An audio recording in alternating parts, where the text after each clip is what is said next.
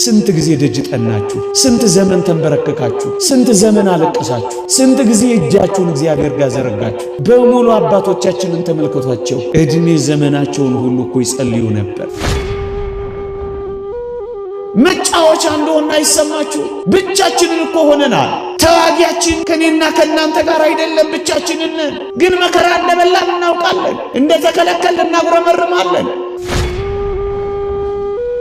ስራችሁ ላይ ለስምንትና ከዛ በላይ ለሆኑ ሰዓታት፣ ጥናታችሁ ላይ ለብዙ ጊዜያት፣ አልጋችሁ ላይ ለበርካታ ቁጥሮች ተኝታችኋል። እስከ ዛሬ የተኛንበት እድሜ ቢቆጠር ስንት ይሆናል? እስከ ዛሬ የበላንበት ሰዓት ቢደመር ምን ይሆናል? ስትጀምሩ ደካማ ጸሎት ሊሆን ይችላል። ስትጀምሩ የረከሰች ጸሎት ሊሆን ይችላል። ስትጀምሩ ማትሰሙ ሊመስላችሁ ይችላል። ግድ የለም፣ ግድ የለም። የረከሰ ጸሎት በመጸለይ ነው ወደ ንጹህ ጸሎት የሚደረሰው። ኦርቶዶክሳዊ ደካማ ጸሎት በመጀመር ነው ወደ ብርቱ ጸሎት የምንጓዘው። ከዜሮ በመጀመር ነው ከፍ የምንለው። ግን እንጀምረው። ኦርቶዶክሳውያን ኃጢአት እየሰራን ቢሆን እንኳን ላለመጸለይ ማፈር የለብንም። ኦርቶዶክሳውያን እግዚአብሔርን ለማናገር መደበቅ የለብንም። ኦርቶዶክሳውያን እኔ እኮ ጸሎት አላውቅም፣ እኔ እኮ አሳክቼ መጸለይ አልችልም። ግድ የለም። እግዚአብሔር መኮላተፋችንን እንኳን ሳይቀር ነው የሚወደው። ኦርቶዶክሳውያን በአባታችን ፊት እየተኮላተፍን ስንናገር እግዚአብሔር እኮ ደስ ይለዋል። ለምንጠቀማቸው ቃላት ጠንካራነት ከመጠን በላይ ሳንራቀቅ መኮላተፋችንን እንኳን የሚወድ እግዚአብሔር እንዳለ እንመንና እየተኮላተፍን እንዲሆን እንጸልይ። ለሚጠራጠር ሰው ከእግዚአብሔር ዘንድ ምን ያገኛል? እየተጠራጠርን ቀርቶብን ይሆን? መጥቶ ተመልሶ ይሆን? በጥርጣሬያችን ልንፈወስ ስንል ሄዶ ይሆን? እግዚአብሔር ሲመጣ አጥቶን ይሆን? ሊሰጠን ሲል እጃችንን አጥፈን ይሆን? ጥርጣሬ ገብቶን ይሆን? ማወላወል ገብቶን ይሆን?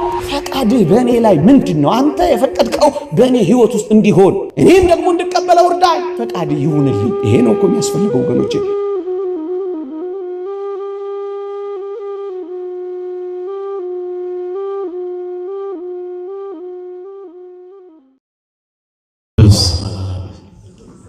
ወወልድ ወመንፈስ ቅዱስ አሐዱ አምላክ አሜን።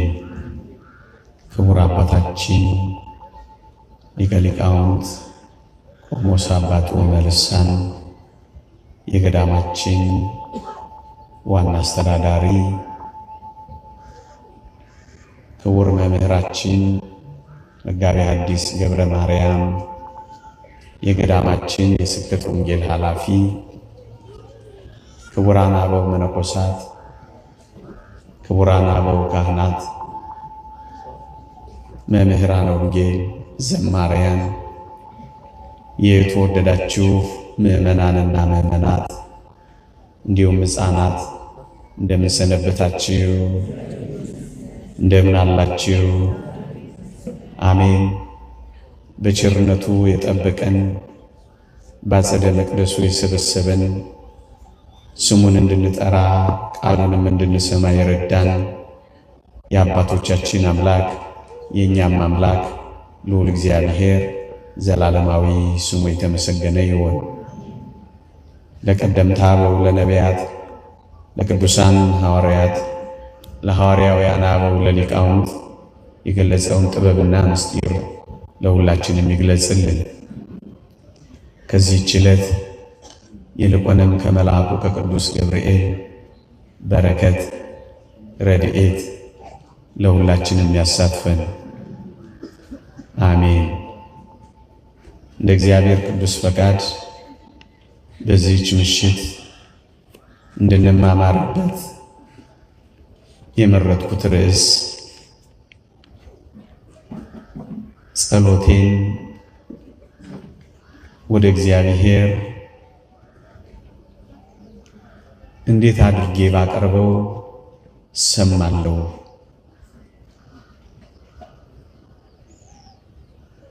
እግዚአብሔር የሚቀበለው፣ እግዚአብሔር የሚሰማው ልመናና ጸሎት እንዲሆንልኝ ምን ላድርግ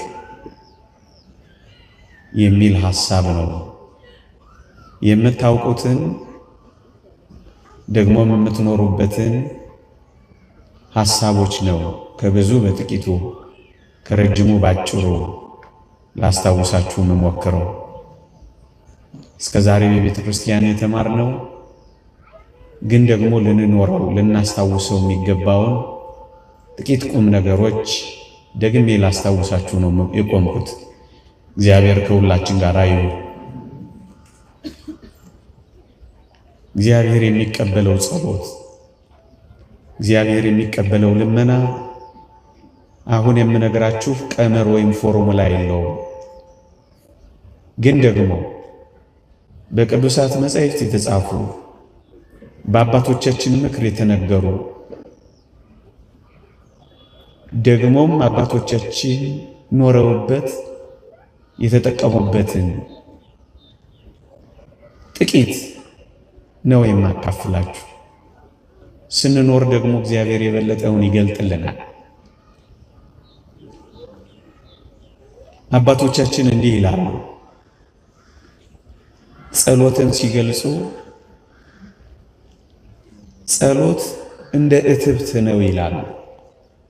አንድ ሕፃን ልጅ በእናቱ ማህፀን እያለ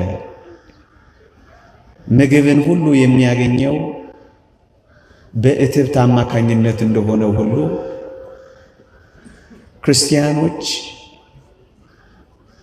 ሕይወትን የሚያገኙት ከእግዚአብሔር በጸሎት አማካኝነት ነው ብለው ነው ጸሎትን እንደ እትብት የሚመስሉት። ኦርቶዶክሳውያን ጸሎት ማቆም ማለት ሕይወት ማጣት መሆኑን አያችሁ። አለመጸለይ ማለት ወደ ሞት መንደርደር መሆኑን ተመለከታችሁ። እትብት የተቋረጠበት ሕፃን ልጅ ሕይወት እንደማያገኝ ጸሎትንም ያቋረጠ ክርስቲያን ከሕይወት እየወጣ መሆኑን ተመልከቱ። ስለዚህ የትምህርታችን የመጀመሪያው መግቢያ ጸሎታችን ከእግዚአብሔር ሕይወት የምናገኝበት የነፍሳችን እስትንፋስ መሆኑን ከመገንዘብ ነው። ምን ያህሎቻችሁ ጸሎት መብት ሳይሆን ግዴታ መሆኑን ታውቃላችሁ? እግዚአብሔርን እናመልካለን የሚሉ ሰዎች ሁሉ ሊጸልዩ ግድ ነው። መብት አይደለም። ኦርቶዶክሳውያን እግዚአብሔርን እናመልካለን ካልን ስንጠመቅ ቃል ኪዳን ከገባንባቸው ጥልቅ ቁም ነገሮች አንዱ ኮሚትመንት ከገባንባቸው ነጥቦች አንዱ ጸሎት ማድረግ ነው። ምክንያቱም ጸሎት ሕይወት ነው። ጸሎት የነፍሳችን ነፍስ ነው። ጸሎት የመኖራችን ህልውና ነው። እትብት ነው ያሉት አባቶቻችን ለዚህ ነው። ክርስቲያኖች ታዲያ መኖራችሁ ሊቋረጥ ትፈልጋላችሁ? አንደኛው የመግቢያ ነጥብ ይሄ ነው። ሁለተኛው ኦርቶዶክሳውያን እግዚአብሔርን ያህል ጌታ የከበረው አምላካችን ገናናው ንጉሳችን ደካማ የምንሆን እኛ በጸሎት እንድንጠይቀው ደግሞም ፈቃዱ እንድናናገረው መፍቀዱ አይገርማችሁ? የሱ ልዕልና ተመልከቱት። የኛን ደካማነት ደግሞ እዩት። እግዚአብሔር ምንኛ ቸር ነው እንድናናገረው በጸሎት መፍቀዱ። ነገስታትን እኮ ማናገር ከባድ ነው። የከበሩ ባለስልጣናትን እኮ ማውራት አይቻልም። ደጅ ጥናቱ እኮ የትየለሌ ነው። እነሱን ከማግኘት ነገሩን መርሳት ቀላል ነው። እግዚአብሔር ግን ምን ያህል ቸር ነው! እጅግ ደካማ የምንሆን እኛ እንድናናገረው መፍቀዱ፣ እኛን ከላይ ሆኖ እታች ያለነውን እኛን መመልከቱ። ጸሎት የእግዚአብሔር ቸርነት የእግዚአብሔር ፍቅር አንዱ መገለጫ ሆነው እኛን ለማናገር ራሱ መፍቀዱ። ኦርቶዶክሳውያን እዩ፣ እግዚአብሔር እንድናናገረው እግዚአብሔር በጸሎት እንድንጠይቀው የሚፈልገው ለምን ይመስላችኋል? አያችሁ፣ ጠይቀነው እኛ በጠየቅነው ጥያቄ ኃላፊነት እንድንወስድ ይፈልጋል እግዚአብሔር። ታስታውሳላችሁ? የተወደደ መድኃኒታችን ሊያድን ሲል ልትድን ትወዳለህን እያለ እየጠየቀ ደግሞም እያስፈቀደ እኮ ነው ያድን የነበረው። ሳንጠይቀው ቢያደርግልን እግዚአብሔርን ከሳሾችና ልክ እንደ አዳም የሰጠይን ሴት እኮ አሳተችን ብለን እንዳናማው እግዚአብሔር በጸሎት እንድንጠይቀው ይፈልጋል። ለምን? ኃላፊነት እንድንወስድ ይፈልጋል። ለምን? እንዳንከሰው ይፈልጋል። ደግሞ ስለምን ካላችሁኝ ጠይቀነው እግዚአብሔር ሲያደርግልን ደፍረን አባቴን ጠይቄው ነበረ አደረገልን ብለን ሃይማኖታችንን ለመግለጥ ለምስክርነት እኮ የሚያበቃን ጠይቀነው ያደረገልን እንደሆነ ነው። አሁን እንኳን የምትሰሟቸው ምስክርነቶች እኮ ሃይማኖት እኮ ነው። እግዚአብሔርን ጠየቁት፣ አደረገላቸው። ተሳሉ፣ ፈጸመላቸው። ለመኑት፣ አከናወነላቸው። እናስ በድፍረት መመስከር ጀመሩ። ምንድነው ጸሎት ካላችሁኝ ሃይማኖትም ጭምር ነው። ምዕመናን ለመመስከርም የሚያስችለን ጠይቀነው ሲያደርግልን ነው። ኦርቶዶክሳውያን ደፍሮ አደረገልኝ ለማለት የሚያበቃው በጸሎት ስንጠይቀው ነው። ይህም የሃይማኖት ምስክርነት ነው። ይህም የሃይማኖት መታወቂያ ነው ወገኖቼ። ይሄ ብቻ አይደለም። እግዚአብሔር ጠይቀነው ሲያደርግልን እግዚአብሔር ቅርቤ ነው ለማለት እኮ የተመቸ ነው። እኛ አልኩት አየኝ፣ ስማኝ አልኩት ሰማኝ፣ ድረስልኝ አልኩት ደረሰልኝ። እግዚአብሔር እኮ ቅርቤ ነው የምንለው እኮ በጸሎት ጠይቀነው ደግሞም አነጋግረነው ደግሞም ለምንነው እኮ ሲያደርግልን እግዚአብሔር አምላካችን ቅርቤ ነው ለማለት እኮ የሚመቸው ለዚህ ነው ወገኖች። ሌላም ነጥብ ላስታውሳችሁ የተወደዳችሁ ምዕመናን፣ እግዚአብሔር የኔና የናንተ ጌታ ነው። እኛ ደግሞ ፍጡሮቹና ባሪያዎቹ ነን። ፍጡርነታችን እንዲገለጥ ባሪያነታችን እንዲመሰከር አንዱ ማረጋገጫው እግዚአብሔርን በጸሎት እኮ መጠየቃችን ነው ወገኖቼ። መጽሐፍ ቅዱስ እንዲህ ይላል፣ የባሪያዎች ዓይን ወደ ጌታቸው እጅ እንደሆኑ የባሪያይቱም ዓይን ወደ እመቤቷ እጅ እንደሆነ እንዲሁ እስኪምረን ድረስ ዓይናችን ወደ አምላካችን ወደ እግዚአብሔር ነው ይላል። ምክንያቱም ዓይናችንን ከጌታችን ወዴት እንነቅላለን? ምክንያቱም ዓይናችንን ከፈጣሪያችን ወዴት እንወስዳለን? እኛ እኮ አያችሁ የእግዚአብሔር ምልኡነት የኛ ጉድለት፣ የእግዚአብሔር ፈጣሪነት የኛ ፍጡርነት የሚረጋገጠው የጎደለብንን ነገር በጸሎት ስንጠይቀውም አይደለ? አያችሁ ፈጣሪነት በፍጡርነት ጌትነት በባርነት የሚጠየቀው አንዱ መገለጫው ጸሎት እኮ ነው ኦርቶዶክሳውያን። ለዚህ ነው ፈጣሪነቱን እየመሰከርን ነው፣ ጌትነቱን እያወጅን ነው። ስትጸልዩ አምላኬ ነህ፣ ጌታዬ ነህ፣ አባቴ ነህ እያለው መሆኑን አትረዱም ኦርቶዶክሳውያን? ታዲያስ አንድ ባሪያ ጌታውን አላናገርም ሊል የሚችል ይመስላችኋል ወገኖቼ? እስኪ ልጠይቃችሁ።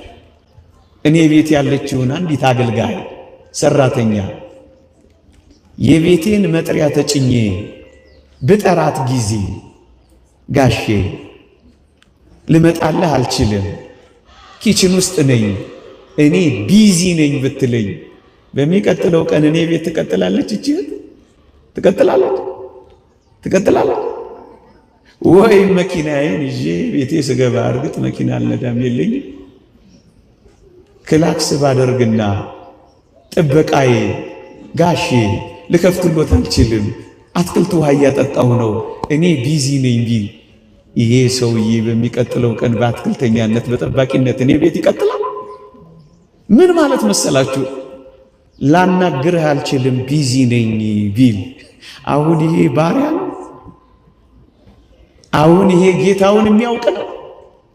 አያችሁ፣ ባሮች ከሆን አገልጋዮቹ ከሆን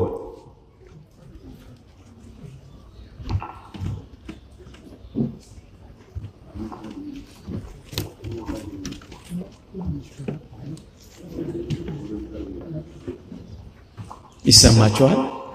ዝናቡ ሲብስ ሁላችንም ቦታችንን እንይዛለን።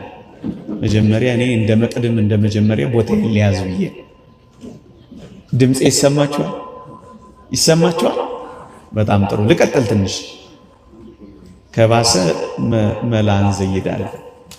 እግዚአብሔር ከሁላችን ጋር ይሁን። እየሰማችሁኝ ነው? የእግዚአብሔር ፈጣሪነት የኛ ፍጡርነት፣ የእግዚአብሔር ጌትነት የኛ ባርነት እንዲገለጥ አንዱ መገለጫው ጸሎት ነው ወገኖቼ። እዩ፣ በጸሎት የማታናግሩት ከሆነ እዩ፣ ጸሎት እየጸለያችሁ ከአምላካችሁ ጋር የማትነጋገሩ ከሆነ ምን እያላችሁት እንደሆነ ታውቃላችሁ? እኔ ባሪያህ ነኝ፣ አንተ ጌታዬ ሆይ ላናግርህ አልችልም፣ እኔ ቢዚ ነኝ እያላችሁት እኮ ነው። ከዚያ በኋላ እናንተ በባርነት፣ እናንተ በፍጡርነት፣ እናንተ በአገልጋይነት የምትቀጥሉ ይመስላችኋል? ልክ እኔ ቤት ያሉት አገልጋዮች በሚቀጥለው ቀን እንደሚቆራረጡ ከኔ ጋር ጸሎት የማይጸልይ ሰው የእግዚአብሔርን ጌትነቱን ከመመስከር የእግዚአብሔርን ፈጣሪነት ከማወጅ አልፈልግም ያለ ሰው ነው። ይህማ ምንኛ ያሳዝናል ወገኖቼ። ስለዚህ ተነሱ፣ ጌትነቱን መስክሩ፣ ፈጣሪነቱን አውጁ። እኛ ፍጡርህ ነን፣ ደግሞም ጎዶሎ ነን፣ አንተ ሙላን የምንለው በጸሎት እንደሆነ ተረዳችሁ ወገኖቼ። ለዚህ ነው እኛ ኦርቶዶክሳውያን ጸሎትን ደጋግመን ሁል ጊዜ ሕይወታችን የምናደርገው። ሌላ ነጥብ ላንሳላችሁ። በሕይወታችን በየትኛውም ኑሮና ሕይወት ውስጥ እንኳን ብንሆን አንድ ነገር አስታውሱ። እዩ፣ አባቶቻችን እንዲህ ይላሉ፣ ጸጋ እግዚአብሔርን ማግኘት የሚወድ ማንም ቢኖር ይላሉ፣ አንደኛ በጸሎት ስለተሰጠው ያመስግን፣ እግዚአብሔር ይጨምርለታል ይላሉ። ኦርቶዶክሳውያን ያላችሁ ከሆናችሁ የተሰጣችሁ ከሆናችሁ በጸሎት እግዚአብሔርን ታመሰግናላችሁ። በማመስገናችሁ ምክንያት ይጨመርላችኋል። ጸጋ እግዚአብሔርን ከተሰጣችሁ፣ ስለዚህ ጸጋ እግዚአብሔርን በጸሎት ማመስገን ስትጀምሩ እግዚአብሔር ይጨምርላችኋል። ጸጋ እግዚአብሔርን ማግኘት ከወደዳችሁ ጸልዩ። ሁለተኛ፣ ምናልባት ጸጋችሁ የተወሰደባችሁ ካላችሁ ጸጋችሁ እንድትመለስላችሁ ጸልዩ። ደግሞአለሁ፣ ከተወሰደችባችሁ በጸሎት እግዚአብሔርን ለምኑ፣ እግዚአብሔር ይመልስላችኋል። አሁንም በጸሎት ለምኑ፣ ጸጋችሁ ትመለስላችኋለች። ሶስተኛ፣ ምናልባት ጸጋችሁ በእጃችሁ ላይ ያለ እንዳትጠፋባችሁ በጸሎት አስጠብቋት። ታስታውሳላችሁ? የተወደደች ሐና እመቤታችን በተሰጠቻት ጊዜ በተአምረ ማርያም እንዲህ ይላል፣ የሰጣትን ዘውትር ይጠብቅላት ዘንድ ትጸልይ ነበር ይላል። ልጆች የተሰጣችሁ ስለ ልጆቻችሁ መጠበቅ ትጸልያላችሁ። ጸሎት እንኳን የተሰጣችሁ ስለ ጸሎታችሁ መጠበቅ እግዚአብሔርን ትለምናላችሁ። መንፈሳዊ ሕይወትና ደግ ልዕልና ያለው ክርስቲያናዊ ሕይወት የተሰጣችሁ ሰይጣን እንዳይወስድባችሁ፣ ፈተና እንዳያርቅባችሁ ስለ ተሰጣችሁ ጸጋ መጠበቅ ትለምናላችሁ።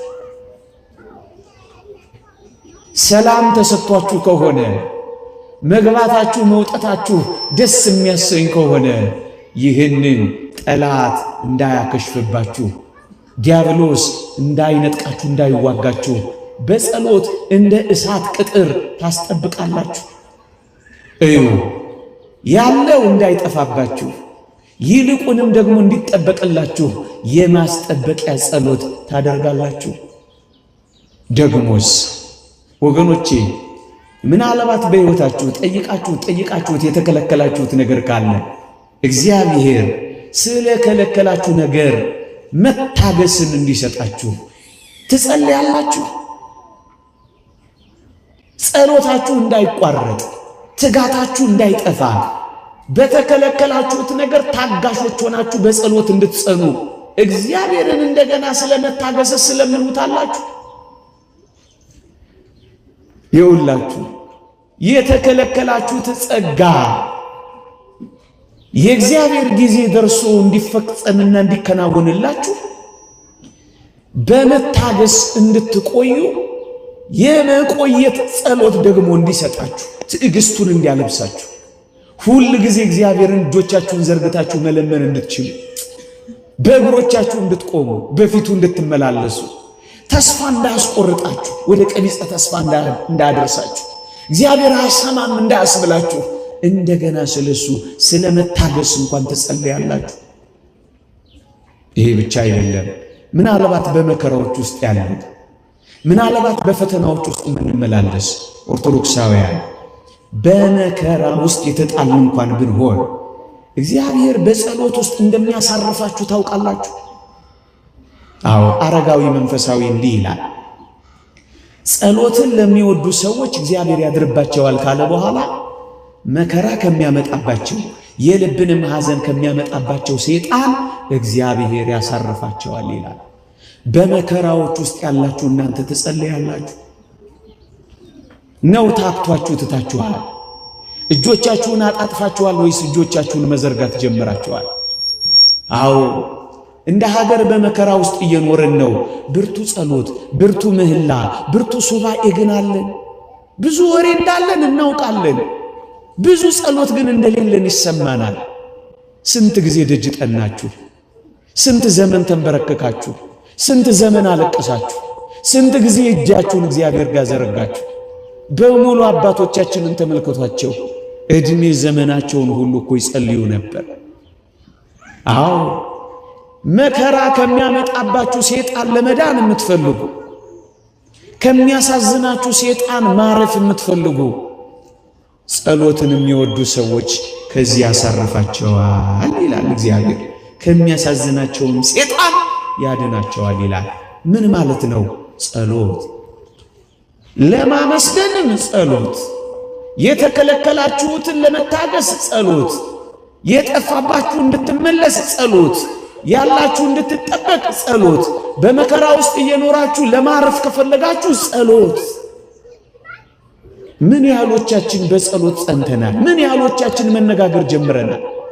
ያለ ጸሎት ስለሆንን የሰይጣን ማራገጫ መጫወቻ እንደሆነ አይሰማችሁ? ብቻችንን እኮ ሆነናል። ተዋጊያችን ከኔና ከናንተ ጋር አይደለም፣ ብቻችንን። ግን መከራ እንደበላን እናውቃለን። እንደተከለከልን እናጉረመርማለን። የተሰጠንን ለማመስገን አቅም አጥተናል። ግን ለዚህ ሁሉ ጉዳይ ጸሎት አስፈላጊያችን ይሆናል ወገኖቼ። አሁን ጸሎት ስላችሁ ኦርቶዶክሳውያን በጣም ረጅም ጸሎት፣ በጣም ብዙ ጸሎት ማለት ላይሆን ይችላል ወገኖቼ። እሱ ማይረግ ነው፣ እሱ ክብር ነው፣ እሱ ጸጋ ነው።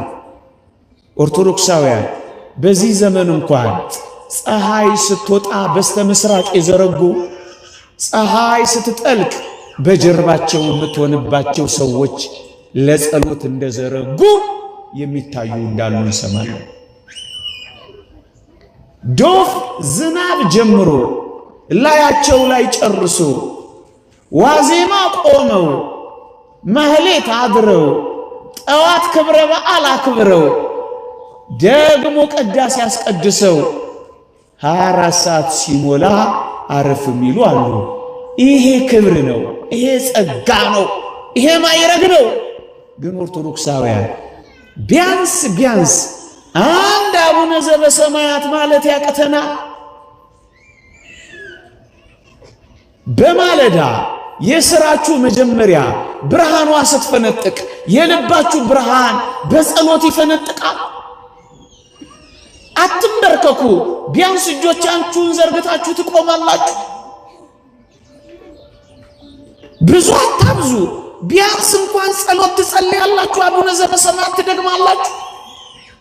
የተወደደው መድኃኒታችን እኮ ኦርቶዶክሳውያን ያስተማረን ጸሎት በጣም አጭር ጸሎት ናት። ይቺን እንኳን ማድረግ ሳንችል የምንኖር እኮ ብዙ ነን ኦርቶዶክሳውያን። የታለ ጸሎታችን? ስራችሁ ላይ ለስምንትና ከዛ በላይ ለሆኑ ሰዓታት፣ ጥናታችሁ ላይ ለብዙ ጊዜያት፣ አልጋችሁ ላይ ለበርካታ ቁጥሮች ተኝታችኋል። እስከ ዛሬ የተኛንበት እድሜ ቢቆጠር ስንት ይሆናል? እስከ ዛሬ የበላንበት ሰዓት ቢደመር ምን ይሆናል? አንዲት ደቂቃ ጸሎት፣ ያውም የአራሽ የተኳሽ ጸሎት ይሏታል። እያረሱ የሚጸልዩት ጸሎት፣ መሳሪያ እየወለወሉ የሚጸልዩት ጸሎት፣ የቋሚ የለጓሚ ጸሎት ይሏታል። ለሁሉም ሰራተኛ የምትስማማ ጸሎት አቡነ ዘበሰማያት እንኳን ያቀተናል።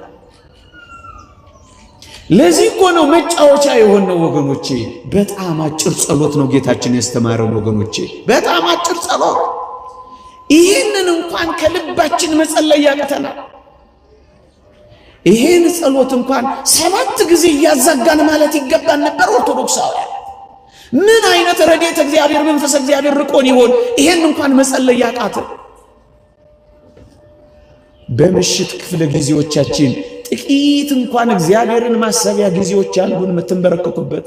ሊቁ ዮሐንስ አፈወርቅ እንደሚለው በምሽት ክፍለ ጊዜ የአምላክህን ስም ለመጥራት ሆድህ እንዳይከብድህ ሆድህን በልኩ ሙላው ይላል።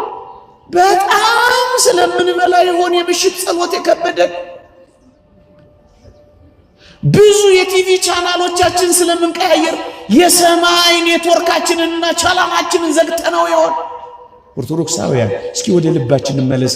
አንድ አቡነ ዘበሰማያት በሰላም ቅዱስ ገብርኤል ማለት ያቀተናል። ትንሽ ደቂቃ ቴሌቪዥናችንን መዝጋት ያቀተናል። ትንሽ ደቂቃ አፋችንን ዝም ማለት ያቀተናል። ትንሽ ደቂቃ ቤቱን ጸጥ ማሰኘት ይሳነናል። ትንሽ ደቂቃ ወደ ልባችን ተመልሰን ህሊናችንን ወደ ሰማይ መዘርጋት ያቀተናል። ትንሽ ደቂቃ እግዚአብሔር ብዙ እኮ አልፈለገም። አቡነ ዘበሰማያት ብቻ። ያን አባት አልሰማችሁ? በረሃ የሚኖር አባት ነው። ሁል ጊዜ ጸሎቱ አሉ አቡነ ዘበሰማያት። ያውም እኮ ዘልቆት አይሄድም። አባታችን ሆይ አባታችን ሆይ አባታችን ሆይ ብቻ ነው የሚለው። ከብዙ ዘመን በኋላ እግዚአብሔር መልአኩን ላከና አሉ ኧረ ስምህ ይቀደስ በለኝ ብሎ አከበታሉ። እሱ ምን ላይ ፖስት ተደርጓል? አቡነ ዘበሰማያት ላይ ቆሟል። ምን ላይ ቆማችኋል እናንተ? ወሬ ላይ፣ ምንም የማትፈጥሩትና የማትለውጡት ፖለቲካ ላይ፣ ምንም እዚህ ፈቅ የማታደርጉት የዓለም ኢኮኖሚና ርዕዮት ላይ በአንድ ነገር ፈቅ ማድረግ ትችላላችሁ፣ በአንዲት አቡነ ዘበሰማያት ብቻ። እሱን ትተነዋል። እዩት አባት ኧረ ስምህ ይቀደስ በለኝ ብሎ መልአኩን ሲልክለት ምን እንዳለ ታውቃላችሁ? ገና አቡነ ዘበሰማያት የሚለው ራሱ የገና መግቢያው ራሱ መች ገና ጠገብኩት፣ መች ጠግቤው ነው ስምህ ይቀደስ የምለው። እየሰማችሁ ይሄ አባትነትህን አስቤ ልጅነቴን ተዘክሬ መኖር ራሱ ጣፍጦኝ አቡነ ዘበሰማያት ላይ ቆሜያለሁ አለላችሁ። ምን ላይ ቆማችኋል ኦርቶዶክሳውያን? እናንተ ጀምራችሁ ትታችሁታል። በየመሃሉ እንደ ሀገራችን ኔትወርክ አቆራርጣችሁታል። እንደው ከፍ ያለው ሱባኤ ሲመጣ ብቻ እንደው ሰው ስለገባ ጥልቅ ብላችኋል ወይስ በተስፋ ደስ ይበላችሁ፣ በመከራ ታገሱ፣ በጸሎት ጽኑ እንደተባላችሁ ጽኑ የሆነ የጸሎት ሕይወት በአቡነ ዘበሰማያት ብቻ ጀምራችኋል? ኦርቶዶክሳውያን ይህኛ አጀማመር እኮ ትንሽ ከበድ ይላል። አንዳንዶቻችን ገና ቤተ ክርስቲያን ወንጌል እንደሰማን ገና እግዚአብሔር ቤት መምጣት እንደጀመረ በጣም ይገርማችኋል። ጸሎታችን ብዛቱ ውዳሴ ማርያሙ፣ ውዳሴ አምላኩን፣ መልካ ኢየሱሱን፣ ዳዊቱን፣ ወንጌሉን እማንጸልየው የለም። ትንሽ ከረምረም እያለ ስንመጣ ስንቀንስ ይሄ አሲምፕ አይነክ የተጠጊ ነው የሚባለው ይሄ በሂሳብ ትምህርት ሲወርድ ምን ላይ ደርሳችኋል ወገኖች?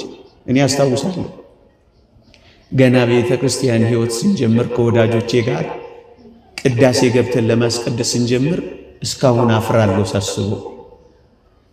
ገና ቅዳሴው ሲጀመር እጆቻችንን ዘርግተን ማስቀደስ ጀመር። የሰማችሁ እንደውም ብፁዕ አቡነ ሕዝቅኤል መጽሐፍ መምህራችን ነበሩ። እዛ ቀን የማህሌት አይተው ደግሞም እኮ እንጠራራላችኋለን እነዚህ ልጆች ሊያርጉ ነው እንዴ እስኪሉን ድረስ ከፍ ሁሉ ማለት ጀመር። የጀመርነው ሰሞን ነው። አባቶች እኮ እንደሚሉት ነው በልጅነቱ የመነኮሰ ሰልሞ ይሞታል እንደሚሉት አይነት እኮ ነው። ከዛስ ጥቂት እንደቆየን አፍታ እንደቆየን እጃችንን እያወረድ መቋሚያ መፈለግ ጀመር። መቋሚያ ኃጢአት ነው እያልኩ አይደለም፣ እየሰማችሁ። ከዛስ ትንሽ እየቆየን ደግሞ ስግዱ ሲባል በዛው ማንኮራፋት ጀመር። ደግሞ እኛን አራያ እንዳታረጉ ለትምህርት ነው መነግራችሁ። እየሰማችሁ ስንቀንስ እኮ ነው እኔና እናንተ የምንኖረው። የቀድሞ ፍቅራችን እየቀዘቀዘ የቀድሞ ትጋታችን እየጠፋ ማህሌት የሚያድሩት አልጋ ላይ ያንቀላፉ የወለዱት በጊዜ ወሊድ ብቻ ሳይሆን ከጊዜ ወሊድ በኋላም እየዛሉ ወገኖቼ ብዙ ነገርን እየቀነስን እንመጣለን። በአቅም መጸለይን አልጀመርንም። በአቅማችን መጸለይ መጀመር አቡነ ዘበሰማያት ከሆነ እሷን በደንብ አድርጎ መጸለይ፣ እሷን በደንብ አድርጎ ማጣጣም፣ እሷን በደንብ አድርጎ መኖር ከትንሿ ጀምሮ ቀስ በቀስ እያደጉ መሄድ። ኦርቶዶክሳውያን እኛ ቤት ኦርቶዶክሳዊነት ባማቹአት ከዚህ ከከተማ ሄደችና በአንድ ቀን ገዳም ገባች አሉ። ገዳም እንደገባች እሳት ማቀጣጠል ተሰጣት አሉ። ስራ እሳት እያቀጣጠለች ያን ቀን እኮ ነው የገባችው አሉ። የሆነች እሳት መጣ ጥብስ አረገቻት አሉ። ምን አለች አሉ ሴትዮይቱ? እኛን ጻድቃኑንማ እንዲህ ካቃጠለን ይኸው በከተማ ገብርኤል አካባቢ ያሉትንማ እንዴት ሊያረጋቸው ነው አለች አሉ። ያን ቀን ገብታ እንደዚህ የለም ወገኖቼ። ቀስ በቀስ ኦርቶዶክሳውያን ከአቡነ ዘበሰማያት ጀምረው እጆቻቸውን ሲዘረጉ እሳት የተፉ እነ ማክሲሞስና ዲሞዲዮስ የሚባሉ አባቶች አሉ። አፋቸው እሳት እስኪተፋ እጆቻቸው እሳት እስኪያወጣ ድረስ የደረሱ እስከ እሳትነት እስከ ከዊነ እሳት የደረሱ አባቶቻችን አሉ። እየጸለዩ ከፍ ብለው አንድ ክንድ ከስንዝር ከፍ ያሉ አባቶች አሉ። እየጸለዩ ቢያንስ ግን ኦርቶዶክሳውያን እንደው የታዘዙትን የጸሎት ጊዜያት ተዋቸው። በማለዳና በምሽት አቡነ ዘበሰማያት የቋሚ የለጓሚ የአራሽ የተኳሽ ጸሎት ማድረስ እንኳን ያቀተናል ኦርቶዶክሳውያን። ቢያንስ ኦርቶዶክሳውያን እግዚአብሔር የሚፈልገው ተከታታይነት ያለው የማይቋረጥ ጸሎት እንዲሆን ነው ወገኖቼ። ስትጀምሩ ደካማ ጸሎት ሊሆን ይችላል። ስትጀምሩ የረከሰች ጸሎት ሊሆን ይችላል። ስትጀምሩ ማትሰሙ ሊመስላችሁ ይችላል። ግድ የለም የረከሰ ጸሎት በመጸለይ ነው ወደ ንጹህ ጸሎት የሚደረሰው ኦርቶዶክሳውያን። ደካማ ጸሎት በመጀመር ነው ወደ ብርቱ ጸሎት የምንጓዘው። ከዜሮ በመጀመር ነው ከፍ የምንለው። ግን እንጀምረው ኦርቶዶክሳውያን። ለዚህ ዘመን መድህናችን ከጸሎት በቀር ምን አለ መሰላችሁ?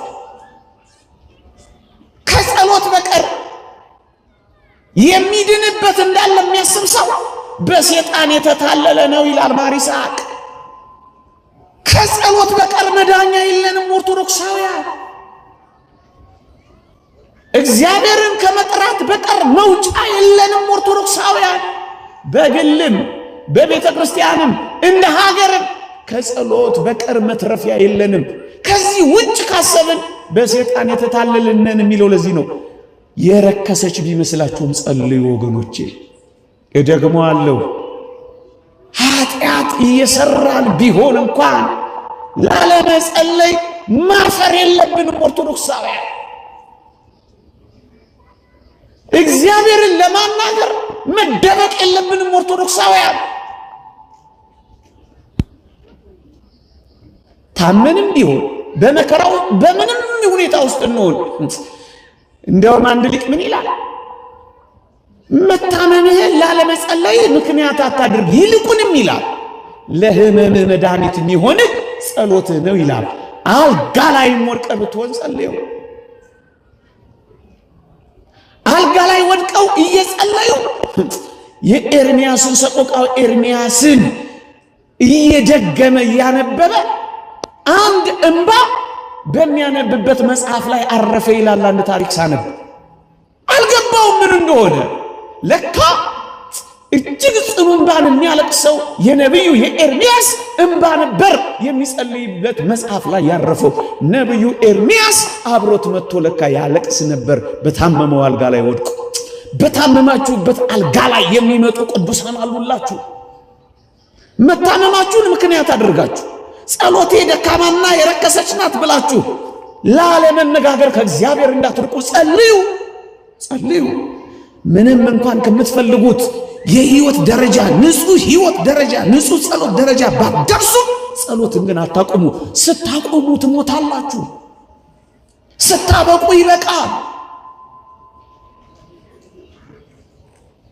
ለዚህ ነው ሁል ጊዜ እንድንጸልይ ጌታችን በወንጌል በምሳሌ ታስታውሳላችኋችን ሴት ዘውትር መጸለይ ስለሚገባ አንድ ምሳሌ ነገራቸው ይላል።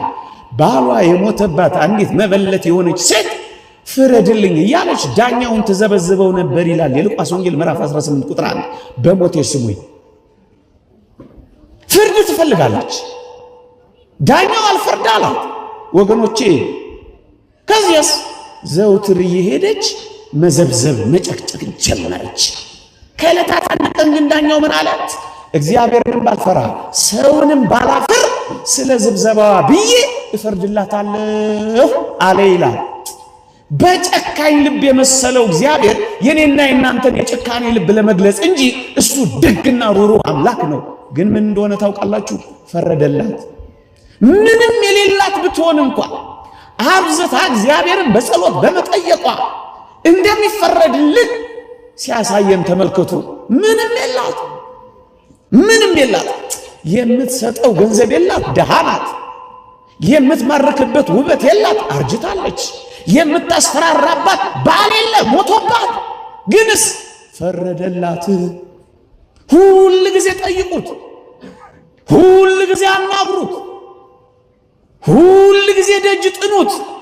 እግዚአብሔር እንደዚህ ዳኛ ጨካኝ አይደለም። ይፈርድላችኋል፣ ይደርስላችኋል። እንባ ከፈሰሳችሁ እንባችሁን ያብስላችኋል። ጉልበት ከካዳችሁ ያቆማችኋል። ከተሰበራችሁ ይጠግናችኋል። ከተሰነጠቃችሁ ይለስናችኋል። ካጣችሁ ይሞላላችኋል። ከጎደላችሁ ይሰፍርላችኋል። እየነቀነቀ እየጠቀጠቀ በእቅፋችሁ ያስታቅፋችኋል። ሰላም ካጣችሁ ሰላማችሁን ይመልስላችኋል። ግን ሳታቋርጡ ጸልዩ፣ በሁሉ አመስግኑ፣ ይህ እግዚአብሔር በፍቃድ በኢየሱስ ክርስቶስ ነውና ይላል ቅዱስ ጳውሎስ። ጸልዩ ኦርቶዶክሳውያን። ከጸሎት በቀር ምን መዳኛ ያለው ኦርቶዶክሳውያን? ለዚህ ነው በአንድ ጊዜ ለምን አልተሰማሁም አትበሉ። ይሄ ትዕቢት ነው ወገኖች። እግዚአብሔር እኔ በሚፈቅደው ቀን ለምን አልመለሰልኝም አትበሉ። ይሄ ኩራት ነው ወገኖቼ። መልስ እስክታገኙ ድረስ አልለቅህም ማለት ነው። እውነተኛ ያንን የቅዱስ ያዕቆብን ሕይወት አላያችሁ? እስክትባርከኝ አልለቅህም፣ እስክትመልስልኝ አልለቅህም፣ እስክትደርስልኝ አልለቅህም፣ ከዚህ ማጥ እስክታወጣኝ ድረስ አልለቅህም፣ አለሁልህ እስክትለኝና እስክታቆመኝ ድረስ አልለቅህም። ካልባረከኝ አልለቅህም ማለት እኮ ነው። አትልቀቁት፣ አትተዉት፣ ዘውትር አናግሩት፣ ዘወትር መጸለይ፣ ዘውትር መጸለይ። ለዚህ ነው በጸሎት ትጉ የሚለው የመጽሐፍ አንቀጽ የሚናገረው። ግን ኦርቶዶክሳውያን አደራችሁን ስትጸልዩ እነዚህን ነጥቦች ተመልከቱ። ቅድም ቢያንስ ከቻላችሁ በርቱ፣ ጨምሩ፣ ከፈለጋችሁ በጸሎትም አንጉ። ግን እንዳትረሱ ቢያንስ ጥቂት እግዚአብሔርን ማነጋገር እንዳትረሱ። አባቶቻችን ጸሎተ ኢየሱስ የሚባላላቸው አጭር ጸሎት እንኳን ያደርጋሉ ይባላል። በተለይ የበረቱት መነኮሳት በመንገድም እየሄዱ ስራም እየሰሩ በምንም ሕይወት ውስጥ ጌታ ኢየሱስ ክርስቶስ ሆይ ማረኝ የምትል ጸሎተ ኢየሱስ የሚባላላቸው ሁሉ ጊዜ በመንገድም በስራም ስሙን ጋሻ፣ ለመንገዳችሁ ብርሃን፣ ለጉዟችሁ ምርኩዝ፣ ለጋሬጣችሁ መሻገሪያ፣ ለመንገዳገዳችሁ ድጋፍ ድረስልኝ። ይሄ ያቅታል። ይሄን ሁሉ ተውት ይላሉ ፓትርያርኩ ሲኖዳ። ደግሞ እሺ አትናገሩ፣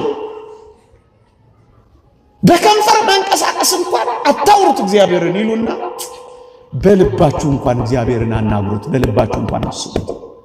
ይሄ እርግጥ የማዕከላውያን ከፍ ያለ ጸሎት ነው። ግፋ ሞተ ወልደ እግዚአብሔርን፣ ግፋ ሰማዕታትን፣ ተስፋ መንግሥተ ሰማያትን እያሰቡ ጸሎተ ልቡና ይባላል። በጸሎት ከእግዚአብሔር ጋር የሚመሰጡበት በእንባ የሚኖሩበት ይሄ ከፍ ያለ ጸሎት ነው። ግን ቢያንስ ልባችሁ እግዚአብሔርን እንዲያስበው ፍቀዱለት። በዓለም እንዲታሰርና እንዲያዝ አታዋቱት፣ አታንከራቱት። ግን እንዲህ አድርጉ። አባቶቻችን የሚመክሩን ምክር አለ ወገኖቼ። በመጽሐፍ ቅዱስ ላይ በጸሎት ከእግዚአብሔር ጋር የታረቁ ጸሎታቸው ይላሉ ቀላል ጸሎት ነው። ደግሞ አለው ቀላል ጸሎት ነው የሚያደርጉት። ምን ማለት መሰላችሁ? በጣም ቀላል ጸሎት ነው ማለት ምን ማለት መሰላችሁ? እዩ፣ በእግዚአብሔር ፊት ሲነጋገሩ በቃላት ማጠንከር፣ በንግግር ማሳመር። በጣም ሲጠበቡ አታዩአቸውም ወገኖቼ። ቃላቶቻችሁን ለማሳመር ንግግራችሁን ለማጣፈጥ እያላችሁ መረቀቅን አስወግዳችሁ ከእግዚአብሔር ጋር በጸሎት እንደታረቁት ሰዎች ጸሎታችሁ ቀላል ይሁን። ምንድነው ቀላል ካላችሁ አባቶቻችን ምሳሌ ይሰጣሉ። ታስታውሳላችሁ? እንዲህ ይላሉ፣ ያንን ቀራጭ ሰው አስቡት ይላሉ። በዚህ በሉቃስ ወንጌል ምዕራፍ 18 ቁጥር 10 ላይ ያለው ሰው ምን እንዳለ ታውቃላችሁ? ቀራጩ ግን በሩቅ ቆሞ አይኖቹን ወደ ሰማይ ሊያነሳ እንኳን አልወደደም። ነገር ግን እንዲህ አለ፣ አምላኬ ሆይ እኔን ኃጢአተኛውን ማረኝ እያለ ደረቱን ይደቃ ነበር ይላል። በዚህች ታረቀ። ደግሞ አለው፣ አምላኬ ሆይ እኔን ኃጢአተኛውን ማረኝ። በቃላት ሲራቀቅ ደግሞም ሲያንቆለጳጵስ አይደለም የሚያየው፣ ውስጡን ነው ያየው። ያ አባት እንደተናገረው ጌታዬ ሆይ ያንተን አምላክነት ግለጽልኝ፣ የኔን ደካማነት ደግሞ አሳውቀኝ እንዳለው ደካማነቱን የሚያውቅ ሰው ሁሉ ጊዜ በኃጢአቱ ራሱን እየወቀሰ ደረቱን እየደቃ ማረኝ ይላል። በዚህች ቀላል ቃል ታረቀ። ደግሞስ ያ የጠፋውን ልጅ ደግሞ ላስታውሳችሁ። አባቴ ሆይ በሰማይና በምድር በፊት በደል፣ ወደፊት ልጅ ልባል አይገባኝም። አበቃ፣ ታረቀ። ቀላል ይሁን ጸሎታችሁ፣ የልባችሁን የሚገልጥላችሁ ይሁን እንጂ በጣም ስትራቀቁ፣ በጣም ስታንቆለጳጳሱ፣ በጣም በቃላት ስታደራጁ አደራችሁን መከራቱ። እሱ ቀስ እያለ ይመጣል። በዋናነት ግን ቀላል ይሁን። ፊያታዊ ዘየማንንም ደግሞ ላስታውሳችሁ፣ በመንግስት በመጣ ጊዜ ምን በለ? በቃ ቀላል ይሁን። የተወደዳችሁ ኦርቶዶክሳውያን ታውቃላችሁ፣ የእናንተን አላውቅም፣ የአባትን ልብ በጣም የሚያሸፍተው የልጆች ንግግር እኮ የኮልታፋነት እኮ ንግግር ነው። ታዩ የለ ሕፃናት ልጆቻችሁ ሲኮላተፉ እቅፍ አድርጋችሁ አይደል እንደምትስሟቸው? አይናቸውን በሉ አፍንጫቸውን በሉ አገላምጣችሁ አይደል እቅፍ የምታደርጓቸው? ምን ማለት ነው? የልጆቻችሁን መኮላተፍ እንኳን ስትወዱት እግዚአብሔር እኮ የኛን የልጆቹን ተኮለታትፈን እንኳን እኔ እኮ ጸሎት አላውቅም፣ እኔ እኮ አሳክቼ መጸለይ አልችልም፣ ግድ የለም እግዚአብሔር መኮላተፋችን እንኳን ሳይቀር ነው የሚወደው። ኦርቶዶክሳውያን በአባታችን ፊት እየተቆላጠፍን ስንናገር እግዚአብሔር እኮ ደስ ይለዋል። ለምንጠቀማቸው ቃላት ጠንካራነት ከመጠን በላይ ሳንራቀቅ መኮላተፋችን እንኳን የሚሆን እግዚአብሔር እንዳለ እንመንና እየተኮላተፍን ቢሆን እንጸልይ። አንዳንድ ሰው እኔ አልችልም ግድ የለም እግዚአብሔር የሚወደው ይሄንን ነው። እንደውም እንዴት እንደሚያቅፈው የተወደዳችሁ ኦርቶዶክሳውያን ደግሞ ሌላ አንድ ሐሳብ እናንሳና ወደ ርዕሰ ጉዳይ ጥቂት ነጥቦችን ሰጥቻችሁ አበቃለሁ። ኦርቶዶክሳውያን ይውላችሁ በእግዚአብሔር ንጉሳችን ነው፣ እኛ ባለሟሎቹ ነን። ሁሉ ጊዜ በጸሎት በእግዚአብሔር ፊት ስንቆም በንጉሱ በእግዚአብሔር ፊት እንደቆምን እናውቃለን። በንጉሱ በእግዚአብሔር ፊት አሁን እንኳን እኔ እንደምናገር እናንተ እንደምትሰሙ ታውቃላችሁ። በንጉስ ፊት እኮ ነው የቆምነው ወገኖቼ። እንደውም አባቶቻችን ምን ይላል? ማር ይስሐቅ ምን ይላል? ለጸሎት ስትቆም ይላል በእሳት ነበልባል ፊት እንደምትቆም ሆን ይላል። በእሳት ነበልባሎች ፊት እንናገራለን። በእሳት ነበልባሎች ፊት እንቆማለን። በእሳት ነበልባሎች ፊት እናገለግላለን። በእሳት ነበልባል ፊት የሚቆም ምንኛ ንቁና ቀልጣፋ እንደሚሆን አስቡት። እንዴት ታንቀላፋላችሁ? እንዴት ትዘናጋላችሁ? እንዴት ቸል ትላላችሁ? እንዴትስ በእሳት ፊት እየቆማችሁ እንዴትስ ታፈዛላችሁ? አያችሁ፣ በእሳት ነበልባሎች ፊት በንጉስ ፊት የሚቆም የሚረድና የሚንቀጠቀጥ አይደለም፣ የሚያደገድግም አይደለም። አደግድጋችሁ፣ አዎ እጆቻችሁን ወደ ሰማይ ዘርግታችሁ ነው እኮ የሚለው። በማለዳ በፊት እቆማለሁ እንዳለ እየቆማችሁ ከቻላችሁ በእውነትና በመንፈስ ይሰግዱለታል እንደሚለው እየሰገዳችሁ፣ ካልቻላችሁ እየቆማችሁ፣ ከዚያስ እጆቻችሁን እየዘረጋችሁ በፊትህ እጆች በሌሊት እጆቻቸውን አንሱ እንዳለ ቅዱስ ጳውሎስም ወንዶች እጆቻቸውን እያነሱ ያለ ቁጣ እንዲጸልዩ ፈቅዳለሁ እንዳለ እጆቻችሁን እያነሳችሁ፣ ደግሞስ አይናችሁን ቆና አድርጋችሁ ማን አስተምሯችሁ ነው የምትጨፍኑት? የተወደደ መድኃኒታችን ኢየሱስ ክርስቶስ አይኖቹን ቀና አድርጎ አልዓዛር እንዳስነሳ አላያችሁ? አይኖቹን ቀና አድርጎ ህብስቱን እንደባረከ አላያችሁ? ይሄ እኮ ትምህርት ነው። አይኖቻችሁን ቀና አድርጋችሁ ወደ ሰማያት። አዎ ምንድነው የሚለው የእግዚአብሔር ቃል አታስታውሱ?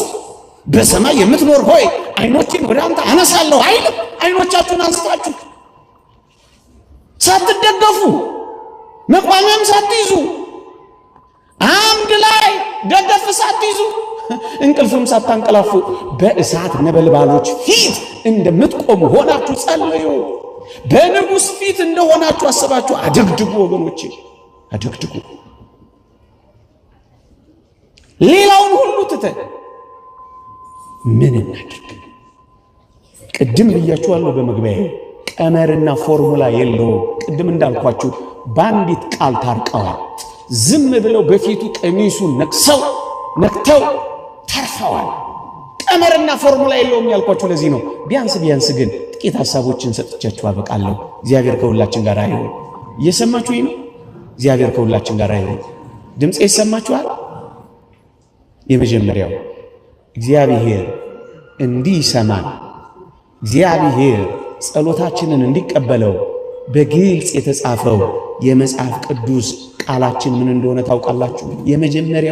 የመጀመሪያው ዋና ነጥባችን ይሄ ነው። ምንድነው እሱ?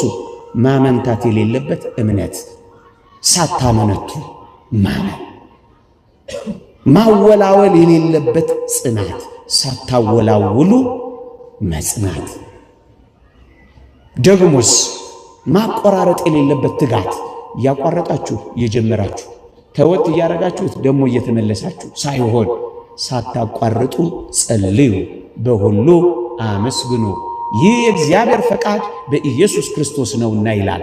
ሳታቋርጡ ያለ ትጋት። ይሄ ብቻ አይደለም፣ ሁለት ልብ የሌለበት አንድነት፣ በሁለት ልብ ሳታነክሱ እግዚአብሔርን አምናችሁት ጸልዩ። ይሄ ብቻ አይደለም፣ ጥርጣሬ የሌለበት እርግጠኝነት፣ እግዚአብሔር ያደርግልኛል የሚል ጥርጣሬ እንኳን የሌለበት እምነት ለጸሎታችን በጎ መልስ ይዞ ይመጣል። ማመን፣ እግዚአብሔርን በፍጹም ልብ ማመን፣ ሳትጠራጠሩ ማመን። የእግዚአብሔር ቃል እንዲህ ይላል፣ አምናችሁ በጸሎት የምትለምኑትን ሁሉ ትቀበላላችሁ ይላል። መቀበል ከፈለጋችሁ እመኑት እግዚአብሔርን፣ አምናችሁ ጸልዩ። እንደዛች ልጅ አታስታውሱም? የሆነ ታሪክ ይነገር ነበር። ዝናብ ጠፋሉ። እግዚአብሔርን ዝናብ ለመጠየቅ ምህላ ለመያዝ ወደ ቤተ ክርስቲያን ሄዱ አሉ። በሙሉ ህዝቡ ሲወጣ አንዲት ብላቴና ጥላ ይዛ ወጣች። ዝናብ ለመፈለግ ይሄድን አንቺ ጥላ ይዘሽ ትወጫለሽ አሏት አሉ። ዝናብ ልንጠይቅ አይደል? አዎ። ታዲያ ዝናቡ ሲመጣ በምን እንጠለላለን አለቻቸው። አማኝ ማለት እንዲህ ነው። እንጠይቃለን፣ እግዚአብሔር ያደርገዋል። እናስ ጥላ ያስፈልገናል። እውነትም ጸልየው ሲመለሱ ዝናብ መጣ። አብዛኛው እየተደበደበ አጅሪት ተጠልላ ወደ ቤቷ ገባች። ማመን ማለት እንደዚህ እመኑት እግዚአብሔር። ወገኖቼ ካመንነው ይታመንልናል እግዚአብሔር። እግዚአብሔር የታመነ ነው፣ ራሳችንን ግን እንጠረጥረዋለን። ከታመን ይታመንልናል፣ ከወላወል ይክደናል እግዚአብሔር።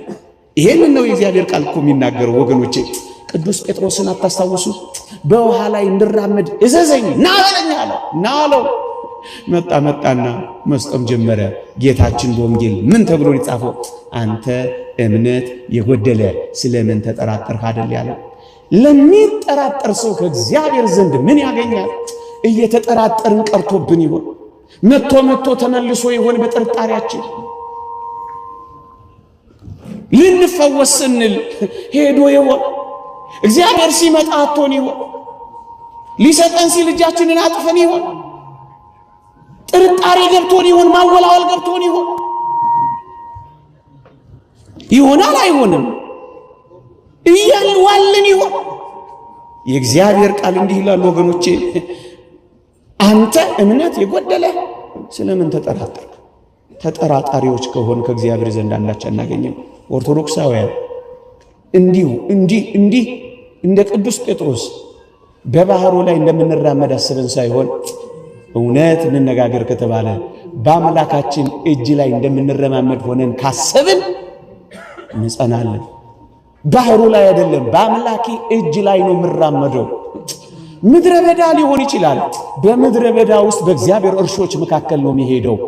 ውሃ የሌለበት በረሃ ሊሆን ይችላል።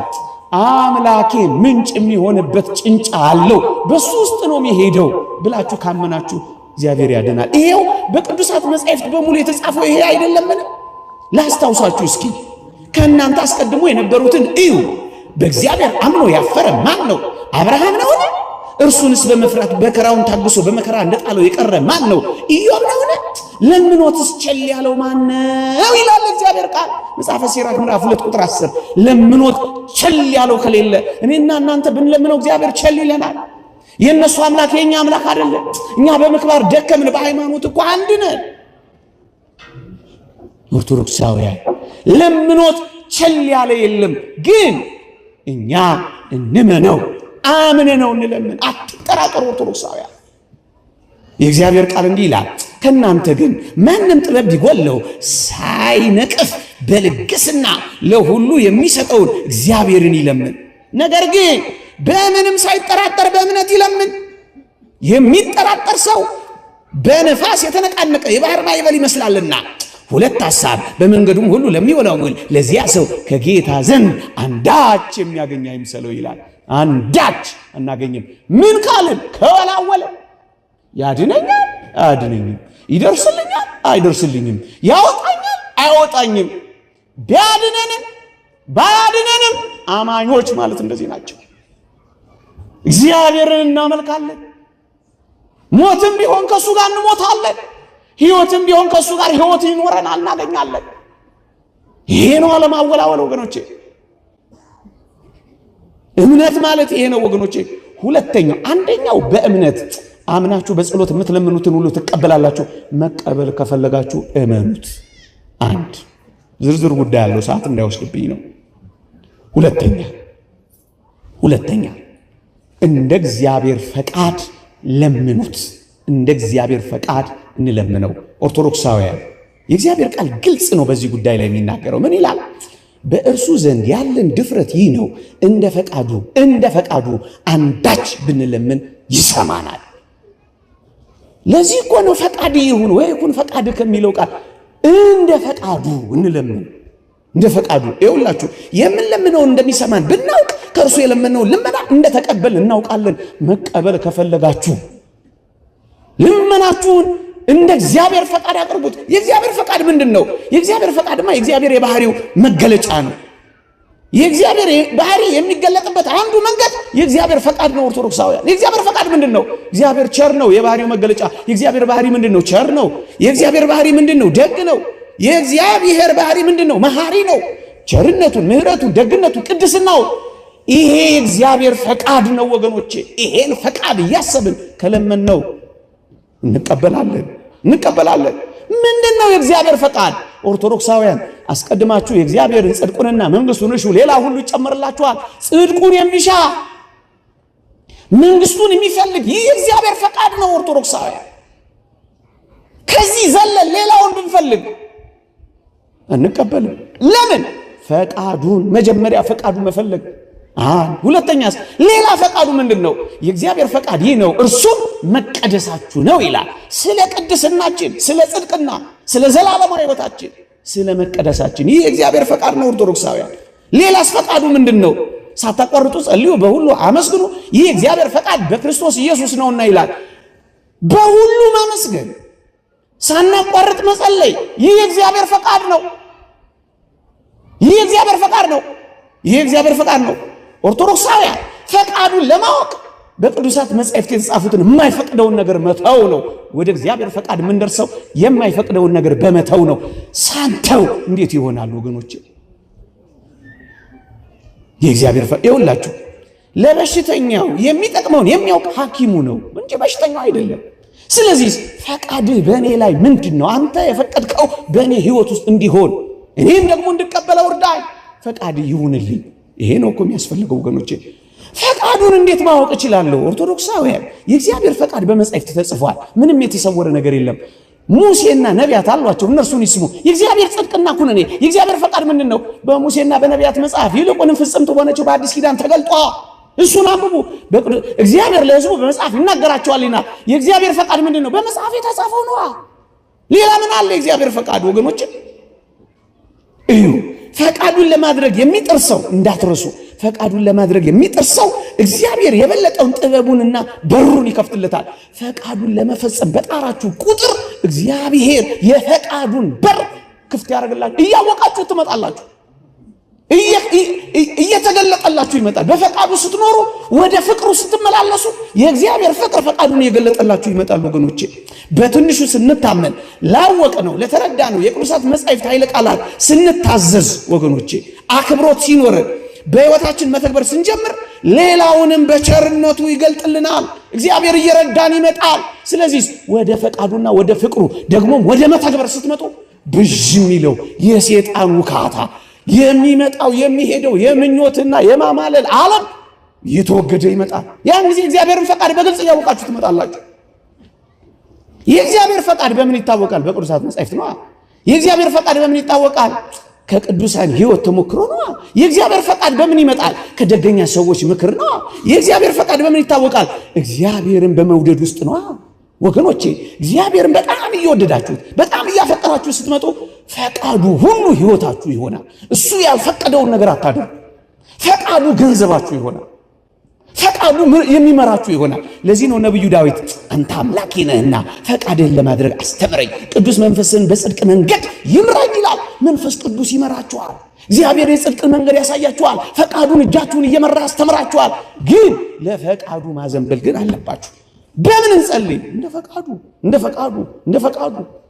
ፈቃዱ በእርሱ ዘንድ ያለን ድፍረት ይህ ነው። እንደ ፈቃዱ ብንለምን ይሰማናል። መቀበል ትፈልጋላችሁ? እንግዲያውስ እንደ እግዚአብሔር ፈቃድ እየኖራችሁ እንደ እግዚአብሔር ፈቃድ እየተመላለሳችሁ ጽድቅንም እያደረጋችሁ ለምኑት። እግዚአብሔር ሲያደርግ ታዩታላችሁ። ሶስተኛ እየሰማችሁ ነው። ሶስተኛ እግዚአብሔር ጸሎታችንን እንዲሰማ ደግሞም እንዲቀበለው ምን እናድርግ ካላችሁኝ፣ አንደኛ በእምነት፣ ሁለተኛ እንደ ፈቃዱ በመመላለስ እንደ ፈቃዱ በመለመን፣ ሶስተኛ በፍቅር የማይደረግ ነገር ሁሉ እግዚአብሔር አይቀበለውም። ወገኖች እንኳን እኔና የእናንተን ጸሎት ስጋችንን ለእሳት አሳልፈን እንኳን ብንሰጥ ፍቅር ግን ከሌለን ያቃጠልነው ስጋችን እንኳን ለከንቱ ይሆናል ይላል ቅዱስ ጳውሎስ። ስጋን እንኳን እግዚአብሔር ያሳያችሁ። ጸሎትም እንዴ ስለዚህ ምን ይሁን በፍቅር ይሁና በፍቅር እዩ ዮሐንስ ዘአስዩት የተባለ አባት ንጹህ ጸሎት ምንድነው ተብሎ ሲጠየቅ ምን አለ መሰላችሁ እንዲህ ይላል እግዚአብሔርን በመውደድ ለዓለም መሞት ነው ንጹህ ጸሎት አለ እግዚአብሔርን በመውደድ ለዓለም ስንሞት ዓለም በእኛ ውስጥ ሕይወት ስታጣ ያን ጊዜ ንጹህ ጸሎተኞች መሆን እንችላለን ይላል እግዚአብሔርን በመውደድ ላይ ነው የተመሰረተው አያችሁ እምትጸልዩት ለጥቅም ሳይሆን ለፍቅር ይሆናል አምጣ አይደለም ማመስገን ትጀምራላችሁ ንብረት ማስጠበቂያ ሀብት ማፍሪያ ጠላት መግጃ አታረጉትም ለነፍስ ጥቅም ለእግዚአብሔር ፍቅር መንበርከክ ትጀምራላችሁ ያን ጊዜ መልስ ታገኛላችሁ ወገኖቼ መልስ ታገኛላችሁ ለመቀበል ሳይሆን የምትጸልዩት ራሳችሁን ለመስጠት ይሆናል ምክንያቱም ግንኙነታችሁ የሚሆነው ከመውደዱና ከፍቅሩ ጋር ብቻ ይሆናል ይኸውላችሁ በጣም ከወደዳችሁት ከምትወዱት ሰው ጋር ሁሉ ጊዜ መኖር ትፈልጉ የለ አዎ በጣም ስትወዱት ሳታናግሩት መዋል ሳታናግሩት ማምሸት አትችሉ ሳታናግሩ አይነጋም ዳዊትም ተመልከቱት እግዚአብሔርን በጣም ስለሚወደው መብልና መጠጥ ውስጥ እንኳን ሳይቀር እያነባና ያለቀሰ ከመጠጡና ከመብሉ ጋር እንባውን ይደባልቅ ነበር በነብዩ አሞጽና በነብዩ በኢሳይያስ ዘመን እንደነበሩት ነገስታት በዝሆን ጥርስ የተለበጠ አልጋ ላይ አልነበረም የሚተኛው ቅዱስ ዮሐንስ አፈወርቅ አንዲት ውብ አልጋ ላሳያችሁ ይላል ይህቺም አልጋ በዝሆን ጥርስ የተለበጠች አልጋ አይደለችም እና በምንድነው በዳዊትም ባይተለበጠች አልጋ ላሳያችሁ ይላል ሌሊቱን የት ነው የምናድረው ክርስቲያኖች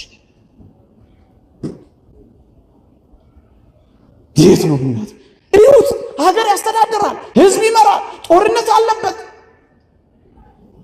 የቤተ እግዚአብሔር ሥራ አለበት እንደ ዛሬ ካሰባችሁት እኮ ቢዚ ነው ግንስ መብልና መጠጥ ውስጥ እንኳን ሳይቀር እንባውን የሚደባልቅ ፍሩና የሚፈራና ድንጉጥ ሰው ነው እግዚአብሔርን የሚወድ ሰው እንደዚህ ነው ካፉ አይለየውም ከልቡ አይነጥለውም ሁሉ ጊዜ ያወራዋል ምክንያቱም እግዚአብሔርን ይወደዋል ከምትወዱት ሰው መለየት አትፈልጉም አይደል ስትወዱት መለየት አትፈልጉም ታናግሩታላችሁ እያንዳንዱን የጸሎት ጊዜያት መጠቀም ትጀምራላችሁ በእያንዳንዱ የጸሎት ጊዜያት ውስጥ እግዚአብሔርን ታገኙታላችሁ ተቀምሱታላችሁ ታጣጥሙታላችሁ ማቋረጥ አትፈልጉ አባቶቻችንን ተመልክቷቸው ከእግዚአብሔር ጋር መነጋገርን እንዳያቋርጡ ደቀ መዛሙርቶቻቸውን ዝም ይሏቸው ነበር ሳይለንት ያረጓቸው ነበር ማቋረጥ አይፈልጉ ያዝኑ ነበር ሰው ሲያቋርጣቸው እናንተ ስትመጡ እኮ የእግዚአብሔር መልአክ ሄደብኝ ብለው ያዝኑ ነበር አባቶቻችን አያችሁ ፍቅር ሲኖር እኮ እንደዚህ ነው የሚሆነው እግዚአብሔር ፍቅር ነው ታውቃላችሁ ደግሞ ሌላኛው ሐሳብ እግዚአብሔር ፍቅር ነው ታውቃላችሁ ፀሐይን አውጥቶ ብርሃንን ሲሰጥ ለኃጥኡም ለጻድቁም ለአማኒውም ለመናፍቁም ለጠላትም ለወዳጅም እግዚአብሔር ብርሃንን ሁሉ ያወጣል ፍቅር ማለት እኮ ይሄ ነው ምንጮች ከውሃ ሲያወጣ ለሚያምንም ለማያምንም ለገባው ለወጣው ለወዳጅም ለጠላትም እግዚአብሔር ያወጣ ፍቅር ማለት ይሄ ከሆነ የተወደዳችሁ ምእመናን ፍቅር ከልባችሁ ሆኖ እግዚአብሔር እንዲሰማችሁ ከፈለጋችሁ እንዲህ አድርጉ አባቶቻችን ትምህርት ነው የሚጠሉንን እየወደድን ለሚያሳድዱን እየጸለይን የሚረግሙንን እየመረቀን ከጸለይን እግዚአብሔር ይቀበለዋል ምክንያቱም እሱ የኖረው እንደዚህ ነው እሱ ያሳለፈው ይሄን መከራ ነው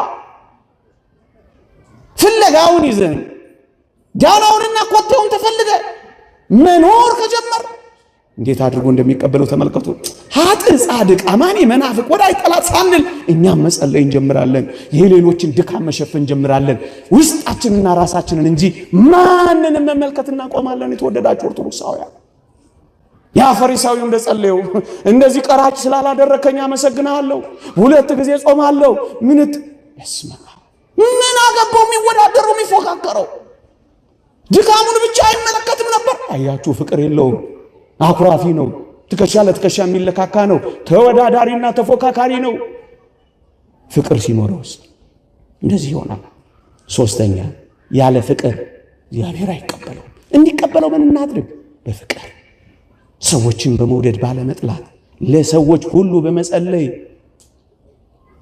እግዚአብሔርን ደግሞ በጥልቅ በመውደድ ነገሮችን ለማጠቃለል አንድ ሁለት ነጥቦችን ብቻ በፍጥነት ብዬ ላብቃ ሰዓት እንዳልወስድባችሁ የሰማችሁኝ ሶስተኛው ደግሞ እጅግ በጣም እግዚአብሔር በእውነት ከኔና ከናንተ የሚወደው ደግሞ የሚፈልገው ምን እንደሆነ ታውቃላችሁ? ኦርቶዶክሳውያን እግዚአብሔር እንዲህ ይላል ከንፈርህ ከኔ ጋር ነው፣ ልብህ ግን ከኔ ጋር አይደለም ይላል። እግዚአብሔር የሚፈልገው ልባችንን ነው። እግዚአብሔር ልብን ያያል የሚል ቃል አልሰማችሁም በመጽሐፍ ቅዱስ? አዎ። ምን ማለት ነው? ልቡናን ከክፉ ሐሳብ እንድንተው፣ ደግሞስ ሰውነትን ከመጥፎ ሥራ እንድንከለክል፣ ከዚያስ በኃጢአት ሳያድፉ ከመኖር ከቂም ከጥላቻ ከማማረር ነፃ ስንወጣ ልባችን ነፃ እየወጣ ይመጣል። እግዚአብሔር ልባችንን ስንጠብቀው ይወዳል። እግዚአብሔር አያችሁ፣ እግዚአብሔር ይውላችሁ። እኛ ብዙዎቻችን በጸሎት ሕይወታችን ተደማጭ ለምን አልሆንም ካል ቃላችን፣ ከንፈራችን፣ አንደበታችን ያነበንባል። አባቶቻችን እንደሚሉት አንደበት ያነበንባል፣ ልብ ጓዳ ያሰናዳል ይላሉ። ልባችን የለም። እግዚአብሔር የሚፈልገው ልባችንን፣ እኛ የምንሰጠውስ ማነብነባችንን። ከቃሉ ጋር እንመሰጣለን፣ አብረነው እንሆናለን። ግን ደግሞ አደራችሁን እንዲህ ስለማድረግ ጸሎትን ላቋርጦ እንዳትሉ። አይደለም፣ እሷኑን ብትሆን እናድርግ። እግዚአብሔርም ባይሰማው እኛም ባናደምጠው አባቶቻችን ይላሉ ሰይጣን ይሰማዋል ይላሉ። ማን ይሰማዋል? ሰይጣን ይሰማዋል። በዚህ እንደው ምሳሌ የሚመስሉት አንድ አይነ ስውር መርኩዙን ወዲና ወዲያ እያወናጨፈ ሲሄድ ውሾች ቢጮሁበት ውሾቹ ደፍረው ሄደው ይነክሱታል? ይነክሱት ይመስላችኋል? አይነክሱትም። ምክንያቱም ውሾቹ አይናማ ይሁን ወይንም ደግሞ ልበ ብርሃን ያውቃሉ? አያውቁም። የት ያውቃሉ? እናስ ዝም ብለው መጮህ ነው ስራቸው። ሲያንቆሻቁሽ ብቻ መደንገጥ ነው ስራቸው። ግድ የለም እናንቆሻቁሽው ወገኖቼ። የትም ይሁት የት ግን አባቶቻችን ይላሉ ግድ የላችሁም ጸልዩ። ለምን እንዳትተውት ጸልዩ። ለምን? ቢያንስ ገበሬ እርሻው በአረም ቢሞላ እንኳን ይላሉ ጥቂት እንኳን ለዘር ያክል ያጣለትም ይላሉ። ለምን ያክል? ለዘር ያክል። ከዛ ውስጥ እግዚአብሔር የሚመርጠው አለላችሁ። አይ ልብ የለም ብላችሁ እንዳትተውት አደራ ለማለት ነው። ግን እንደዚህ እናድርግ ወገኖቼ። አዎ ከንፈራችንን እንጂ ልባችንን ካልሰጠነው እንዴት ይሰማናል? ኦርቶዶክሳውያን በጉልበታችን ብቻ እንጂ በልባችን ጉልበት እንደምናሴ ካልሰገርንለት እንዴት ይቀበለናል? ኦርቶዶክሳውያን በእግራችን እንጂ በልባችን ካልመጣን ክርስቶስን እንዴት እናገኘዋለን? ኦርቶዶክሳውያን አካላችንን ሰጥተነው ልባችንን ከነፈግነው ከንፈራቸው ላይ ነህ እንጂ አንተ ልባቸው ላይ አይደለም ከተባለ እግዚአብሔር እንዴት ያገኘናል? ወገኖቼ የመልካም ነገር መፍለቂያው ሁሉ ልባችን ነው። አታስታውሱ? ልቤ መልካምን ነገር አፈለቀ የሚለውን ዳዊት ነው። አባ ሕርያቆስ አያችሁ፣ የህይወት መውጫችን ልብ ስለሆነ ልባችንን ንጹህ ለማድረግ ዘውትር መትጋት መቻል አለብን። ክፉ ሐሳብ እንዳያስብ፣ ከመጥፎ ሥራ እንዲወገድ፣ ከቂም ከጥላቻ ከማማረር እንዲወጣ ልባችንን መጠበቅ አለብን። ለዚህ እኮ ነው ነብዩ ዳዊት አስደናቂ ቃል የሚናገረው በልቤ በደል ቢኖር ኖሮ ይላል እግዚአብሔር ልመናዬን ባልሰማኝ ነበር ይላል።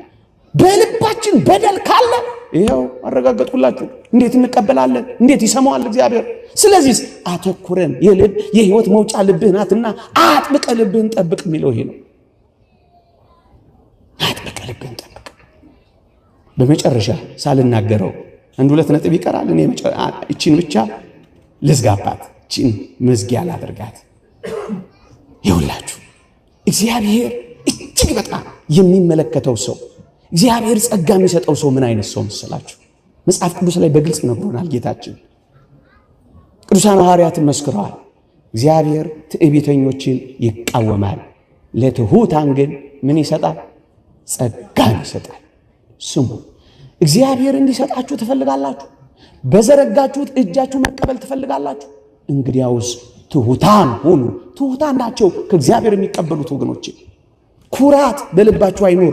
በኩራት አይደለም በልብ ማዋረድ አግኙት። ኦርቶዶክሳውያን በከፍታ አይደለም በዝቅታ ተገናኙት።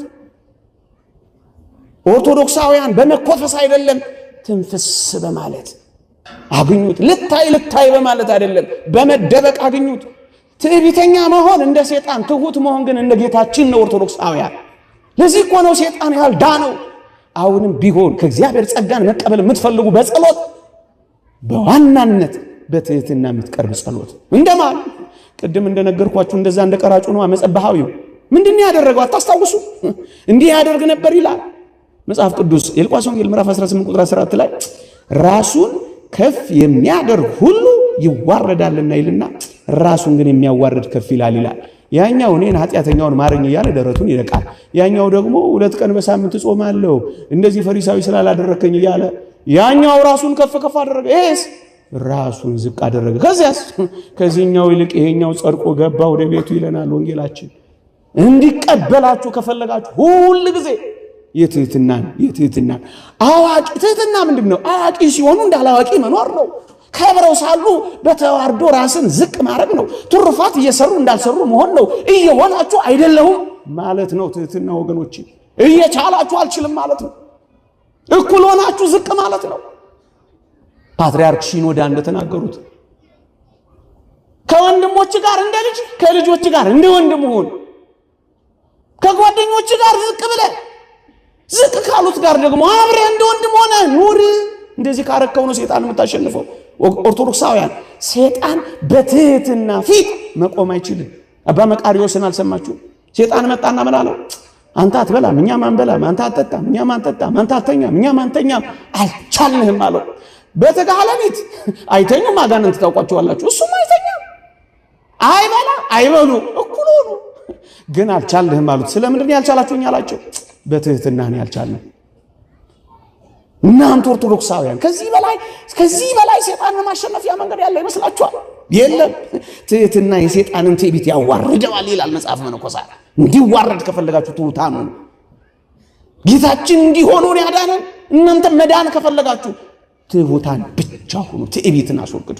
እግዚአብሔር በጸሎቴ እንዲመለከተኝ፣ እግዚአብሔር በድካሜ እንዲረዳኝ ፈልጋለሁ ካላችሁ እንግዲያውስ በትህትና እንኑር።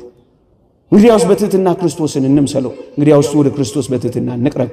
ይሄን እኮ የሚያመለክተው የእግዚአብሔር ቃል እንዲህ ይላል።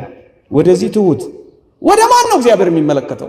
ወደዚህ ትሑት መንፈሱም ወደ ተሰበረ በቃሌም ወደሚንቀጠቀጥ ሰው እመለከታለሁ። ትንቢተ ኢሳይያስ ምዕራፍ 66 ቁጥር 2 ልድገመው በሞቴ። ወደዚህ ትሑት ወደ ትሑት መንፈሱም ወደ ተሰበረ በቃሌም ወደሚንቀጠቀጥ ሰው እመለከታለሁ። እግዚአብሔር እንዲመለከተ ትሑት እንሆን፣ እንንቀጥቀጥ፣ እንፍራ፣ እንደንግጥ፣ እግዚአብሔርን እናክብረው። በትህትና ከኖር እግዚአብሔር ይመለከተናል፣ እግዚአብሔር ይቀበለናል፣ እግዚአብሔር ይሰማናል፣ እግዚአብሔር ይመልስልናል፣ እግዚአብሔር ይደርስልናል፣ እግዚአብሔር ያወጣናል፣ እግዚአብሔር እጆቹን ይልክልናል፣ እግዚአብሔር በክንዶቹ ያሳርፈናል።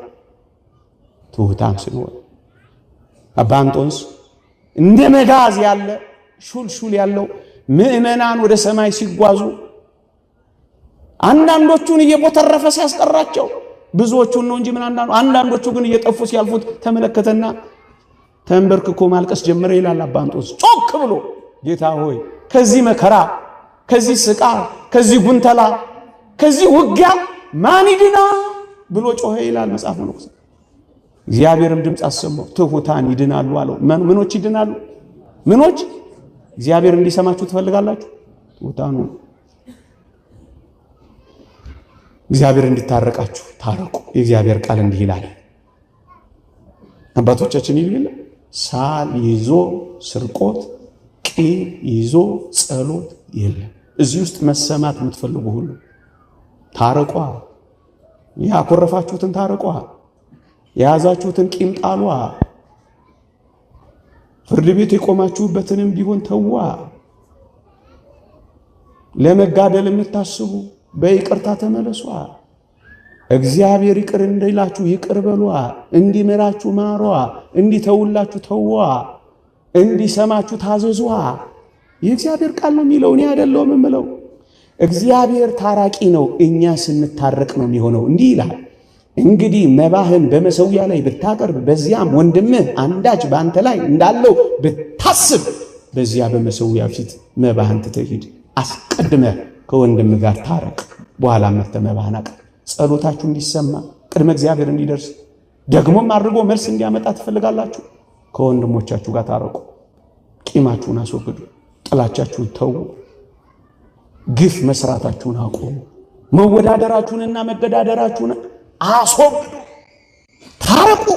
እግዚአብሔር ይታረቀናል። ይቅር በሉ። እግዚአብሔር ይቅር ይለናል። በፍቅር አንድ ሁኑ። ከእግዚአብሔር ጋር በፍቅር አንድ እንሆናለን። ዮሐንስ አፈወርቅ ሊቁ እንዳለው ምን ይላል? እግዚአብሔር ጸሎታችሁን እንዲሰማችሁ መጀመሪያ እናንተ እሱን ስሙት ይላል። መሰማት ከፈለጋችሁ እግዚአብሔር የሚላችሁን ስሙት። ምን ይላል እግዚአብሔር? ትንቢተ ሆሴዕ ምዕራፍ 6 ቁጥር 6 ከመስዋዕት ይልቅ ምሕረትን ከሚቃጠል መስዋዕት ይልቅ እግዚአብሔርን ማወቅን እወዳለሁ። ከመስዋዕታችሁ በፊት ምሕረትን ከሚቃጠል መስዋዕት በፊት እግዚአብሔርን ማወቅን እወዳለሁ። ይቆየ። የእግዚአብሔር ቸርነት፣ የእመቤታችን አማላጅነት፣ የቅዱሳን በረከት ረድኤት አይለየን። ሰምተን ለመጠቀም እግዚአብሔር ይርዳን። አሜን።